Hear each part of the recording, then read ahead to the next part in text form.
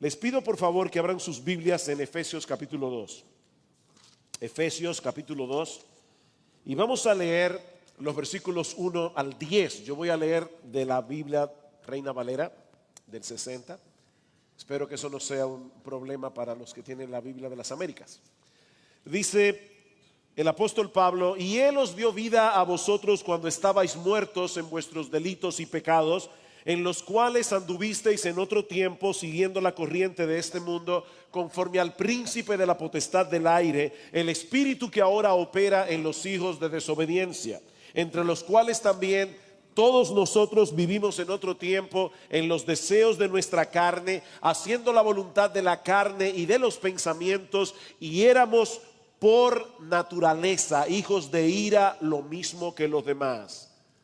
Pero Dios, que es rico en misericordia, por su gran amor con que nos amó, aun estando muertos en pecados, nos dio vida juntamente con Cristo. Por gracia sois salvos, y juntamente con Él nos resucitó, y asimismo nos hizo sentar en los lugares celestiales con Cristo Jesús, para mostrar en los siglos venideros las abundantes riquezas de su gracia en su bondad para con nosotros en Cristo Jesús, porque por gracia sois salvos por medio de la fe, y esto no de vosotros, pues es don de Dios, no por obras, para que nadie se gloríe, porque somos hechura suya, creados en Cristo Jesús para buenas obras, las cuales Dios preparó de antemano para que anduviésemos en ellas.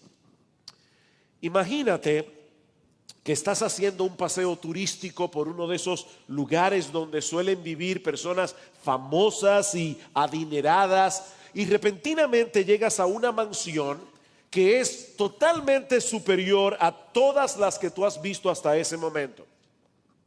El tamaño del terreno, de la casa, de los jardines, los autos, la entrada, el mobiliario, todo lo que hay allí es extraordinario.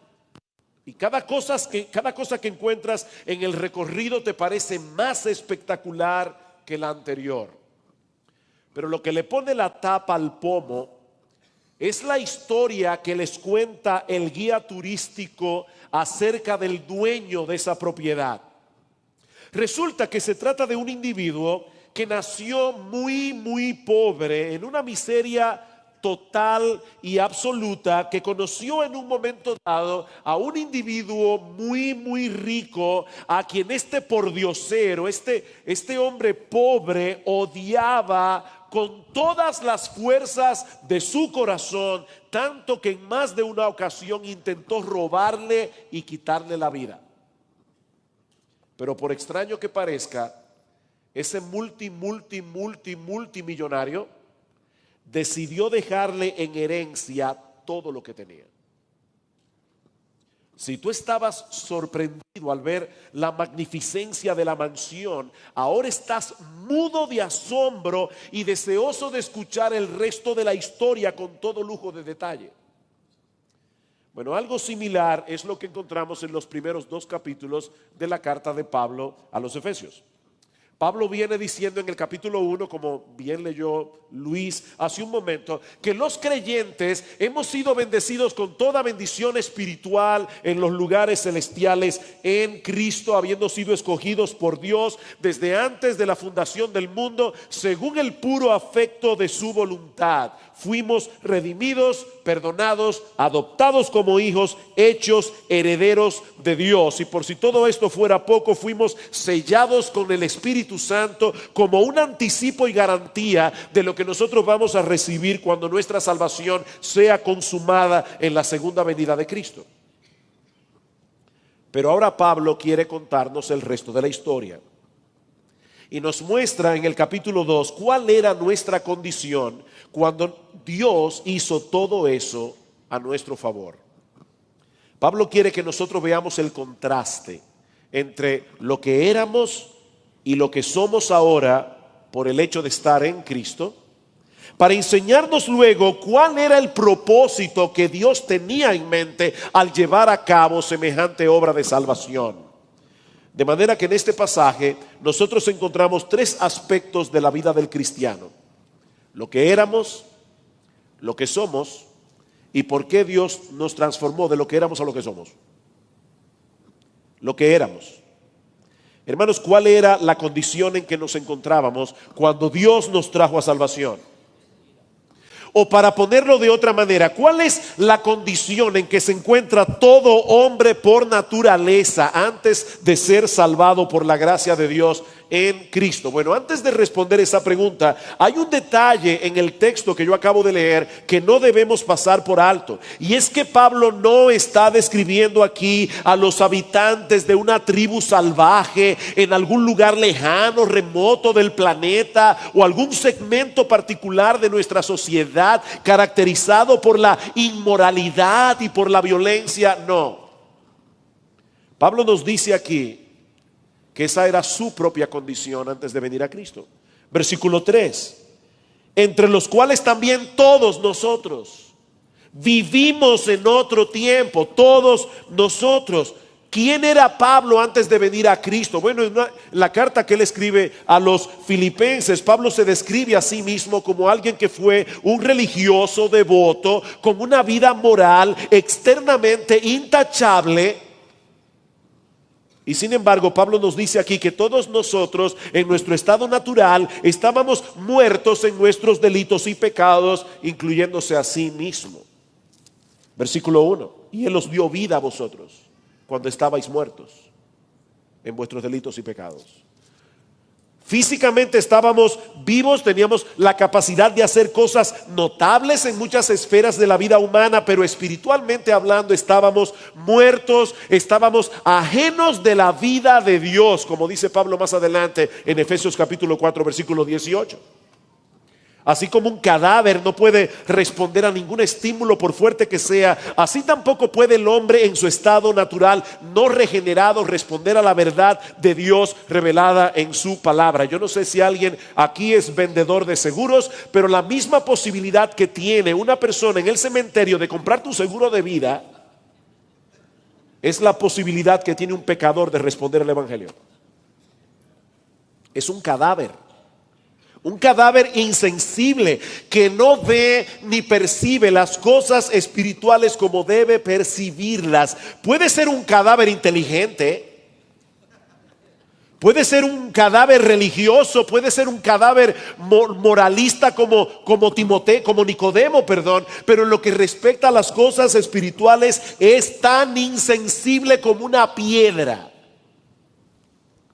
El pecador oyendo el evangelio es como un pollo viendo televisión. ¿No entiende? Pablo dice en 1 Corintios capítulo 2 versículo 14: el hombre natural, es decir, el hombre que no ha sido regenerado, el hombre que no ha nacido de nuevo, no percibe las cosas que son del Espíritu de Dios, porque para él son locura y no las puede entender. No las puede entender porque se han de discernir espiritualmente. Es por eso, hermanos, que la raza humana es tan contradictoria. Tanta grandeza por un lado, somos seres creados a la imagen de Dios. Tanta bajeza por el otro. Con la capacidad de colocar un satélite en el espacio que le permite a un cirujano operar a miles de kilómetros de distancia a una persona que está herida y usar ese mismo satélite para llenar la red de la internet de pornografía. Y ni hablar de lo que ocurre cuando ese hombre se enfrenta al tema de la vida eterna, de su relación con el Creador, del propósito de su existencia en este mundo. Cuánta oscuridad, cuánta confusión. El hombre está muerto. Pero Pablo nos dice también que el hombre en su estado natural es un esclavo. Versículo 2: en los cuales anduvisteis en otro tiempo siguiendo la corriente de este mundo. En los cuales, en los pecados que anduvisteis en otro tiempo. El pecado era nuestro modo de vida, dice Pablo, era la atmósfera que respirábamos, en la que desarrollábamos nuestra existencia. De tal manera, mis hermanos, que hasta cuando evitábamos pecar, lo hacíamos pecaminosamente. Es como ese individuo que no va a un prostíbulo porque tiene temor de que le peguen una enfermedad. Él no lo hace porque eso ofende a Dios, Él no lo hace porque eso es un pecado, Él lo hace para protegerse a sí mismo, para protegerse físicamente o para proteger su reputación, no para la gloria de Dios. Consecuentemente, todos nosotros éramos arrastrados, dice Pablo, por la corriente de este mundo, o para ponerlo en un lenguaje más actual, nos conformábamos al espíritu de la época.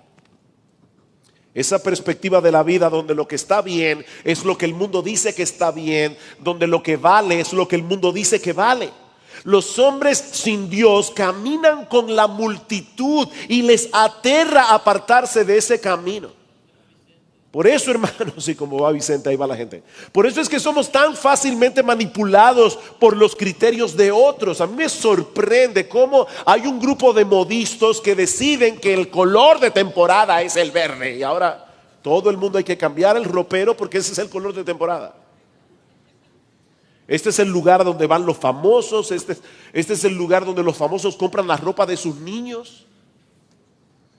El hombre es un esclavo de las opiniones ajenas. Aún aquellos que se jactan de que no les importa lo que la gente piense. Mire, déjeme decirle algo. Cuando a una persona no le importa lo que la gente piensa de él, no lo dice porque a él no le importa que la gente piensa que le importa. Pero el que dice que a él no le importa lo que la gente piensa, lo dice porque a él le importa que la gente piense que le importe. Somos esclavos. Y es una esclavitud mantenida intencionalmente y manejada inteligentemente por un ser astuto y perverso que procura nuestra destrucción. Pablo dice: en los cuales anduvisteis en otro tiempo siguiendo la corriente de este mundo, conforme al príncipe de la potestad del aire. Esa forma de pensar que el mundo tiene, ese estilo de vida que el mundo vive, esas ideologías que conforman el pensamiento del hombre sin Dios, mis amados hermanos, no se desarrollan a tontas y a locas. Existe un ser maligno, cruel y mentiroso a quien la Biblia llama diablo y Satanás, que está tratando por todos los medios posibles de arrastrar a los hombres lo más lejos posible de Dios y conducirlos a su destrucción. Esa supuesta libertad de la que el hombre incrédulo se jacta no es otra cosa que una terrible esclavitud promovida por el enemigo de nuestras almas, trabajando encubiertamente en nuestros corazones. Es por esa razón que el incrédulo cree que es libre, porque el pecado opera a través de nuestros deseos. Él cree que es libre porque él hace lo que quiere. Lo que él no sabe es que lo que quiere está manejado por otra persona. Dice Pablo: en los cuales anduvisteis en otro tiempo siguiendo la corriente de este mundo, conforme al príncipe de la potestad del aire, el espíritu que ahora opera en los hijos de desobediencia, entre los cuales también todos nosotros vivimos en otro tiempo en los deseos de nuestra carne, haciendo la voluntad de la carne y de los pensamientos. Por supuesto, la palabra carne aquí no se refiere a este tejido vivo que recubre nuestros huesos, se refiere a la naturaleza humana corrompida que produce una vida vivida de espaldas a Dios, donde el yo es lo único que importa. Y no olviden que Pablo se incluye a sí mismo en el texto.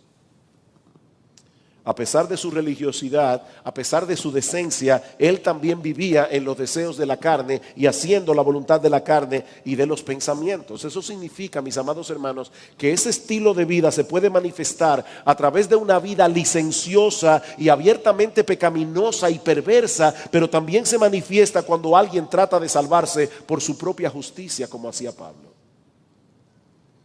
siguiendo cualquier religión de factura humana aparte del evangelio.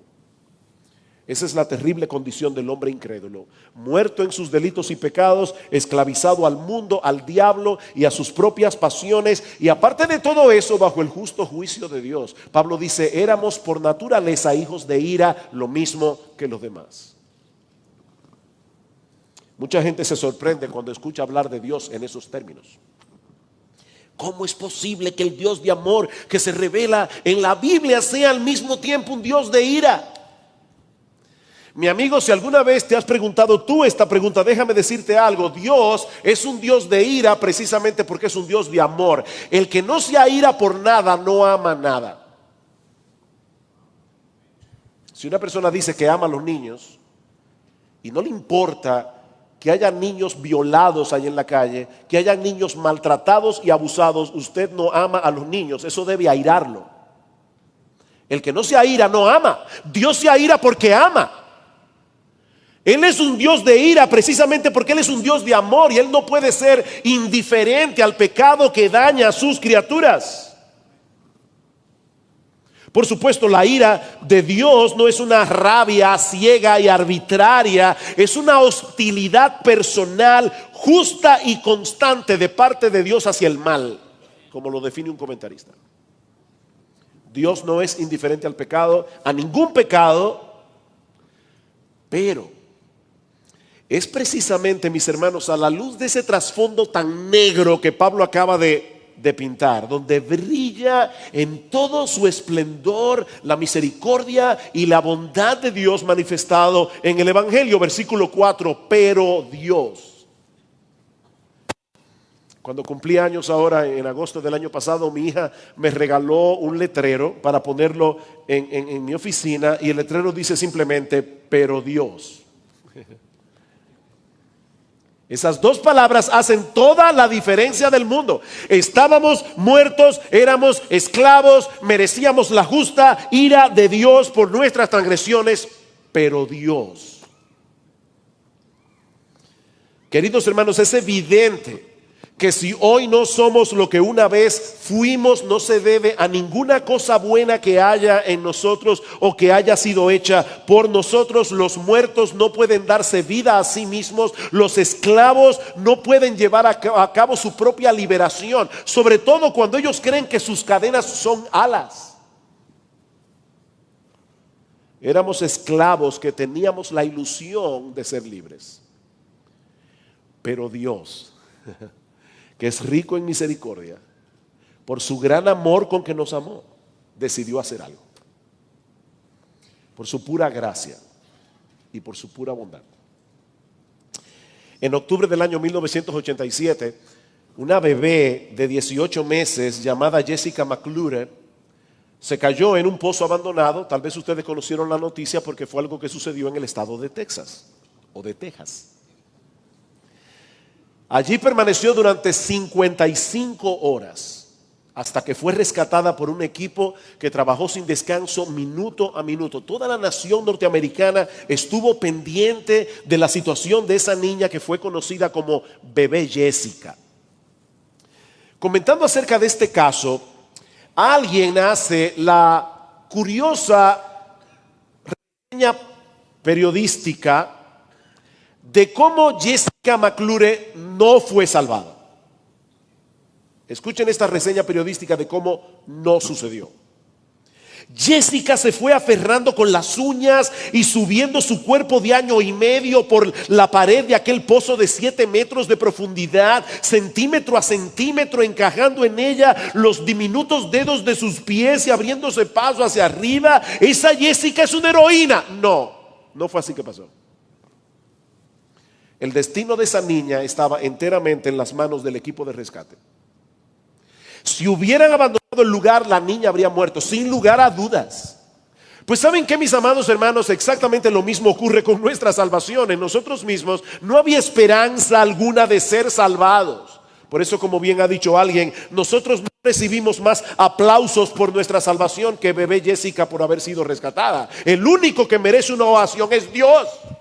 En la historia de la redención, Él es el único héroe, y no le costó 55 horas de dura labor, le costó todo, la sangre de su precioso Hijo. Ese es el mensaje del Evangelio. Somos pecadores, somos impotentes, merecemos ser condenados, pero Dios, que es rico en misericordia por su gran amor con que nos amó, aún estando nosotros muertos en pecados, nos dio vida juntamente con Cristo. Hermanos, ¿ustedes se dieron cuenta de cómo Pablo describe la salvación aquí? Nos dio vida juntamente con Cristo. Y para que no haya dudas, sigue diciendo en el versículo 6, y juntamente con Él nos resucitó y asimismo nos hizo sentar en los lugares celestiales con Cristo Jesús, para mostrar en los siglos venideros las abundantes riquezas de su gracia en su bondad para con nosotros en Cristo Jesús. Mis hermanos, escuchen esto con mucha atención. La salvación no consiste en algo que Cristo da. La salvación no consiste en poseer algo que Cristo nos da, sino en el hecho de tener al Cristo mismo, al mismo Cristo. Yo voy a repetir eso otra vez porque es tan importante. La salvación no consiste en recibir algo que Cristo nos otorga, sino en el hecho de estar unidos a Cristo por la fe. Hace unos años atrás dieron una película bien extraña de personas que podían comprar horas de vida. Las personas iban, se conectaban a un aparato que les alargaba la vida según la cantidad que pagaran. Y yo sospecho que algunos cristianos se imaginan la vida eterna como algo parecido. O sea, ellos oyen el evangelio, ellos vienen a Cristo y entonces Él les inyecta el elixir de la vida eterna. No, no es de esa manera que Dios salva a los pecadores. Si ustedes notaron el texto, Pablo hace mención aquí de 3 hechos históricos que marcaron la obra redentora de Cristo. Después de morir en la cruz, Él resucitó, ascendió a los cielos y se sentó a la diestra del Padre en las alturas. Ahora, lo sorprendente de este pasaje es que Pablo no se está refiriendo a lo que sucedió con Cristo, sino con nosotros por estar unidos a Cristo. O sea, por el hecho de estar en Cristo, nosotros compartimos con Él cada una de esas etapas de la redención. Pablo dice, nos dio vida juntamente con Cristo, juntamente con Él nos resucitó y asimismo nos hizo sentar en los lugares celestiales con Cristo Jesús. Cristo vive en nosotros por su Espíritu y aunque no podamos entender esto del todo, a menos sí sabemos que eso significa que tenemos una vida nueva, una nueva perspectiva, nuevos propósitos, una nueva disposición de servir, amar y obedecer a Dios. De modo que si alguno está en Cristo, nueva criatura es. Las cosas viejas pasaron, he aquí todas son hechas nuevas. Desde ya disfrutamos un anticipo del cielo por todas las bendiciones espirituales con las que hemos sido bendecidos mientras aguardamos el gran final de nuestra salvación cuando estemos en su presencia compartiendo su gloria. Qué cambio tan extraordinario de lo que éramos a lo que somos. Estábamos muertos, ahora estamos vivos. Antes seguíamos la corriente de este mundo conforme al príncipe de la potestad del aire, ahora andamos en novedad de vida. La justa ira de Dios estaba sobre nosotros por causa de nuestros pecados. Ahora estamos sentados con Cristo en los lugares celestiales, seguros de que algún día reinaremos juntamente con Él. Le comentaba a los hermanos de Simeon Trust ayer que una vez leí de un hermano que está sentado en un parque leyendo su Biblia y evidentemente era un hermano que a todas luces se veía que era una persona preparada académicamente, una persona bien humilde, y salen del seminario unos jóvenes seminaristas. Y ustedes saben, ¿verdad?, que cuando los jóvenes estudian teología, eso a veces da como, yo estudio teología, y entonces ellos salen del seminario y se encuentran con este pobre hombre que está allí leyendo su Biblia. Y ellos ven que él está leyendo nada más y nada menos que el libro de Apocalipsis. Y ellos vienen con ese aire, ¿verdad?, de condescendencia y le dice, ¿estás leyendo Apocalipsis? Sí, dice el hombre. ¿Y tú entiendes Apocalipsis? Dice, sí, perfectamente. ¿Y tú pudieras explicarnos el libro de Apocalipsis? Dice él, es muy sencillo, al final nosotros ganamos. Esa es la historia. Hermanos, nosotros estamos en Cristo y Él ya ganó. No hay manera alguna de que perdamos esta guerra porque estamos del lado del vencedor. Estamos en Cristo, sentados ya en los lugares celestiales. Ahora la pregunta que Pablo quiere responder, y es a donde él quiere llevarnos en este texto, es ¿con qué propósito hizo Dios todo eso? ¿Qué tenía Dios en mente al concedernos una salvación tan grande? Bueno, eso nos lleva a nuestro tercer encabezado, el propósito de Dios en transformarnos de lo que éramos a lo que somos. ¿Cuál era el propósito? Hacer un despliegue extraordinario, un despliegue extravagante de su bendita gracia para la gloria de su nombre. Versículo 7, para mostrar. ¿Ven el para ahí? El propósito. Dios hizo todo eso para mostrar en los siglos venideros las abundantes riquezas de su gracia en su bondad para con nosotros en Cristo Jesús. Hace unos años, el rector de Cambridge, Paul Gibson, se retiró. Y en un servicio que se llevó a cabo en su honor, se develó un retrato que un gran pintor había hecho de él. Y al expresarle su agradecimiento al artista, Paul Gibson le dijo que en el futuro, cuando la gente mirara ese cuadro donde estaba plasmada su imagen, dice, las personas no van a preguntar, ¿y ese hombre quién es? Las personas van a preguntar, ¿y quién fue el pintor? Fue un tremendo elogio. Al final de cuentas, es el artista el que se lleve toda la gloria. El artista, no la imagen plasmada en el lienzo. Bueno, hermanos, lo mismo ocurre con la salvación. El punto de la salvación no es las grandiosas personas que ahora somos. No como esos pobres, impíos, pecadores que están allá afuera y que no se han arrepentido porque no son tan inteligentes como nosotros que oímos el evangelio y claro, entendimos. Ellos, yo no sé qué brutos son que no entienden. No. No. El que se lleva toda la gloria es el Dios de toda gracia, que produjo en nosotros un cambio tan extraordinario. Luis leyó Efesios capítulo 1 y en Efesios 1 es evidente el propósito. Versículo 6, para alabanza de la gloria de su gracia. Versículo 11, en él asimismo tuvimos herencia, habiendo sido predestinados conforme al propósito del que hace todas las cosas según el designio de su voluntad, a fin de que seamos para alabanza de su gloria. Versículo 13, en él también vosotros, habiendo oído la palabra de verdad, el evangelio de vuestra salvación, y habiendo creído en él, fuisteis sellados con el Espíritu Santo de la promesa, que es las arras de nuestra herencia hasta la redención de la posesión adquirida para alabanza de su gloria. No puede ser más claro. Para alabanza de su gloria. Por los siglos de los siglos seremos un eterno recordatorio de las extraordinarias riquezas de la gracia, de la bondad del Dios trino, que por amor a nosotros decidió asumir nuestra deuda completamente cuando Dios el Hijo recibió en la cruz el castigo que todos nosotros merecíamos por nuestros pecados. Mi amado hermano, mi amada hermana, piensa ahora mismo allí sentado en el pecado más vergonzoso que alguna vez hayas cometido.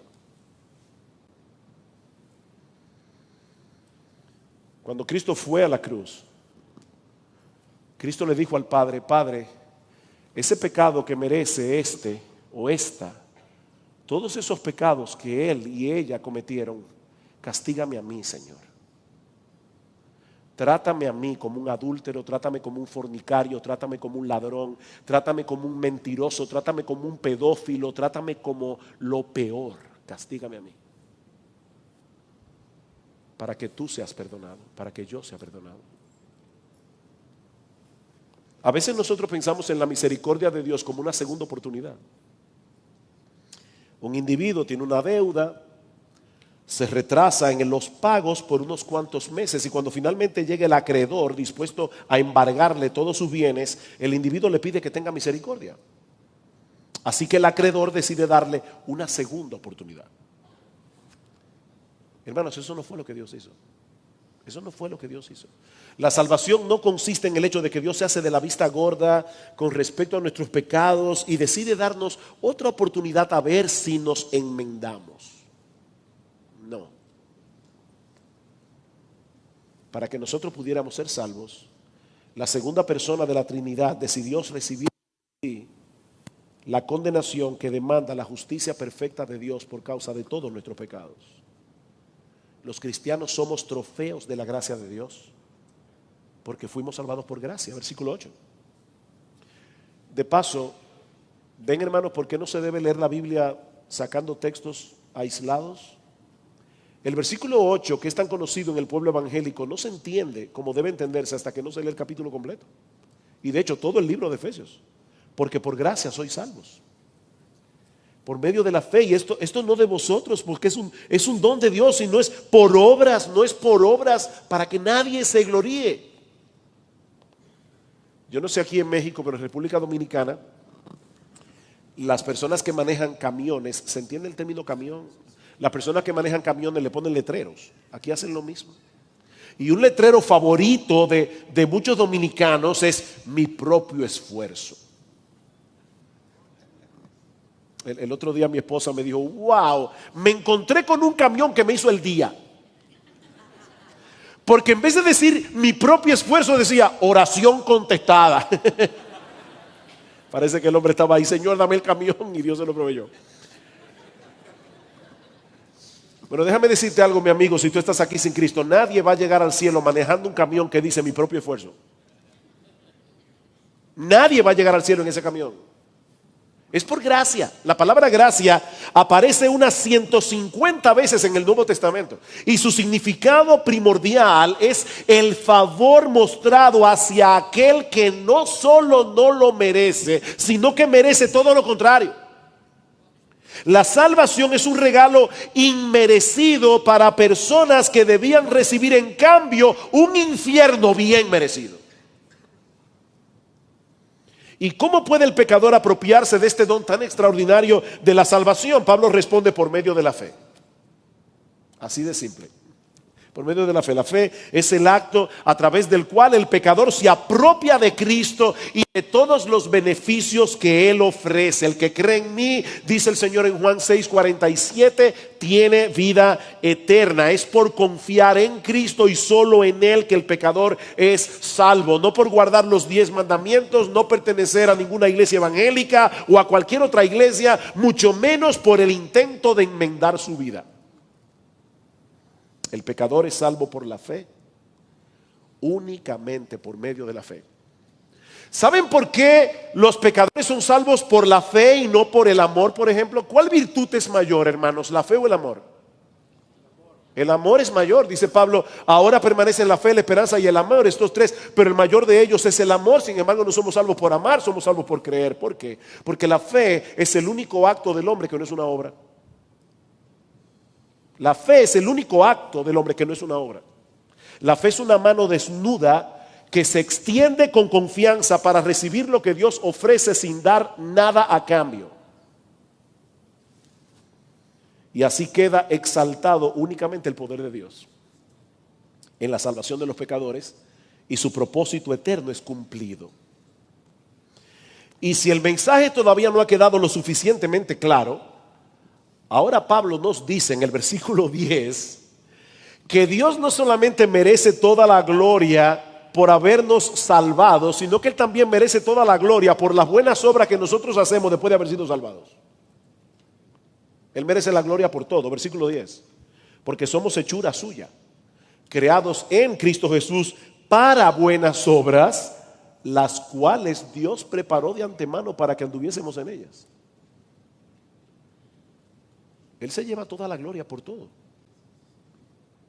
¿Qué tú tienes que no hayas recibido? Y si lo recibiste, ¿por qué te glorías como si no lo hubieras recibido? Somos hechura de Dios, dice Pablo. Y esta palabra es fantástica porque era usada para referirse a una obra de arte en los días de Pablo. Nuestro Dios ha hecho cosas magníficas en la creación, cosas que manifiestan su poder, su gloria. Pero mis hermanos, su obra maestra consiste en salvar personas como nosotros, manteniendo intacta su justicia. Esa es la obra maestra de Dios. La gran obra de Dios es tomar pecadores como los que Pablo describe en los primeros 3 versículos del capítulo 2 y hacerlos cristianos. Eso no podía hacerlo nadie excepto Dios. De manera que el único que merece gloria por todo lo bueno que podamos hacer ahora que somos cristianos es el Dios que nos salvó para la exaltación de su gracia. El Señor Jesucristo dice en Mateo capítulo 5 versículo 16: así alumbre vuestra luz delante de los hombres, para que vean vuestras buenas obras y ¿qué? Y glorifiquen a vuestro Padre que está en los cielos. Así que no somos salvos por obras, pero fuimos salvos para obrar. Como se ha dicho hasta la saciedad, somos salvos por la fe sola. Pero la fe que salva nunca viene sola. Siempre trae obras detrás. Como dice Gálatas 5:6, la fe obra por el amor. ¿Cómo yo sé que tú tienes fe? Por tus obras. Si camina como ganso, suena como ganso y parece un ganso, olvídese, es un ganso. La fe se reconoce por las obras. Así que este pasaje termina como comienza, al revés. ¿Qué dice Pablo en el versículo 2? Éramos personas que andábamos en otro tiempo en los delitos de nuestra carne. Ahora Pablo termina diciendo que fuimos creados en Cristo Jesús para buenas obras, las cuales Dios preparó de antemano para que anduviésemos en ellas. Antes andábamos en los delitos y pecados, ahora andamos en buenas obras. Pero ahora noten algo extraordinario y ya con esto concluyo. Y esto nos va a preparar para la prédica de mañana en la noche. El Señor no hizo todo eso para que ahora tratemos de vivir para su gloria, cada uno por su lado. Todo esto que yo acabo de describir, describe tu salvación si eres cristiano. Pero Dios no hizo todo eso para que ahora cada uno de nosotros por separado tratemos de glorificar su nombre, sino para que lo hagamos como miembros de una iglesia. Efesios 2 no termina allí. Efesios 2 sigue hablando de la iglesia. Pablo dice en el capítulo 2 versículo 14: porque Él es nuestra paz, que de ambos pueblos hizo uno, derribando la pared intermedia de separación, aboliendo en su carne las enemistades, etcétera. Y dice en el versículo 19: así que por cuanto fuisteis salvados por gracia, ya no sois extranjeros ni advenedizos, sino conciudadanos de los santos y miembros de la familia de Dios. Dios salva a pecadores individuales para hacer una iglesia. En el capítulo 3 versículo 8 Pablo dice: a mí, que soy menos que el más pequeño de todos los santos, me fue dada esta gracia de anunciar entre los gentiles el evangelio de las inescrutables riquezas de Cristo, y de aclarar a todos cuál sea la dispensación del misterio escondido desde los siglos en Dios, que creó todas las cosas, para que la multiforme sabiduría de Dios sea ahora dada a conocer por medio de la iglesia a los principados y potestades en los lugares celestiales. ¿Oyeron eso, hermanos? Los ángeles están aprendiendo cosas viendo la iglesia. Esa iglesia que nosotros encontramos tan defectuosa, esa iglesia que muchas veces criticamos. Hay un poemita famoso que dice: vivir con los santos en el cielo, eso será una gloria. Vivir con ellos aquí abajo, eso es otra historia. La iglesia definitivamente no hemos sido glorificados todavía, no estamos en el cielo. Pero sin embargo, a pesar de eso, mis amados hermanos, Pablo dice aquí que los ángeles, los principados y potestades están aprendiendo acerca de la sabiduría de Dios a través de la iglesia. Y más adelante en el capítulo 3 versículo 20: aquel que es poderoso para hacer todas las cosas mucho más abundantemente de lo que pedimos o entendemos, según el poder que actúa en nosotros, a Él sea gloria en la iglesia, en Cristo Jesús, por todas las edades, por los siglos de los siglos. ¿Para qué nos salvó Dios? Para alabanza de su gloria. Pero la mayor alabanza que podemos dar de su gloria es cuando nos unimos como iglesia alrededor de esa gracia. Cuando pecadores todavía no glorificados se aman y se soportan. De hecho, Pablo va a decir inmediatamente después, y no crean que porque comienza el capítulo 4 ya empezó a hablar de otra cosa. Las divisiones en capítulos la hicieron los hombres. La Biblia original no tenía capítulos ni versículos. Si alguien decía que el que fue anotando la división de capítulos lo hizo sentado en un burro, cada vez que el burro saltaba ponía un punto, y a veces el burro saltaba en un lugar inadecuado. Bueno, Pablo está hablando aquí de la iglesia y dice: yo pues, preso en el Señor, os ruego que andéis como es digno de vuestra vocación, con que fuisteis llamados, con toda humildad y mansedumbre, soportándoos con paciencia los unos a los otros en amor. ¿Sabe por qué Pablo nos manda a soportarnos? Porque hay gente que son insoportables y están en la iglesia. Eso glorifica a Dios, que nos amemos siendo tan diferentes. Mañana vamos a hablar de eso. La iglesia y su realidad en este mundo caído. Y mi propósito, como yo le decía a Carlos, mi propósito es que al final de esta conferencia ustedes salgan de aquí todos amando más su iglesia. Fuimos salvados por gracia para glorificar a Dios juntos como iglesia.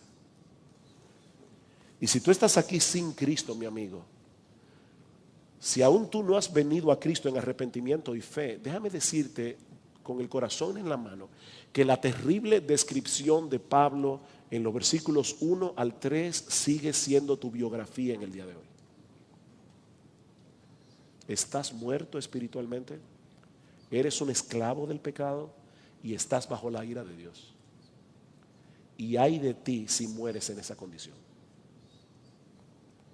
Pero mi amigo, eso no tiene que seguir siendo así. El poder de Dios que ha obrado en millones de pecadores a través de los siglos puede obrar también en ti en este mismo momento. Aférrate a Cristo por la fe. Aférrate a Cristo por la fe. Confía enteramente en Él para la salvación de tu alma. Y todos esos privilegios que hoy hemos mencionado serán tus privilegios en este mismo instante. No abandones este lugar en la terrible condición en que llegaste. Pídele a Cristo que tenga misericordia de ti. Pídele a Cristo que cambie tu corazón. Pídele a Cristo que te dé fe. Y Él atenderá tu oración. Porque Él ha prometido no desechar a nadie que venga a Él clamando por misericordia. Él es un gran Salvador. Que el Señor bendiga hoy su palabra y obre en nuestros corazones para la gloria de su santo nombre y para el bien de nuestras almas. Que a Él sea la gloria.